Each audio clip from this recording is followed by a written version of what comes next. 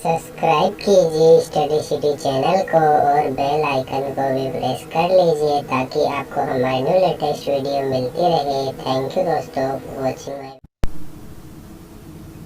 Hello दोस्तों, आज हम करने जा रहे हैं ब्लूटूथ ईयरफोन की अनबॉक्सिंग। देखिए दोस्तों, मैंने ये 170 रुपये का परचेज़ किया था पेटीएम मॉल से, जिसमें मुझे 35 रुपये का कैशबैक मिला। और ये इसकी बहुत ही अच्छी है ये दिखने में भी, और काफ़ी अच्छी वॉल्यूम आती है इसके अंदर।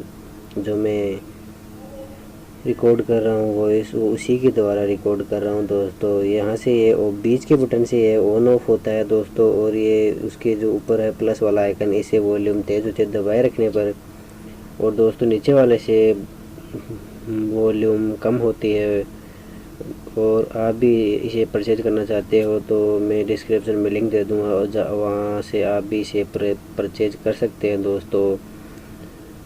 और आपको हमारी वीडियो अच्छी लगे तो सब्सक्राइब और लाइक एंड शेयर अवश्य कीजिए दोस्तों। मेरा तो बस यही कहना है कि पेटीएम मॉल एक अच्छा ऐप है, इसी से मैं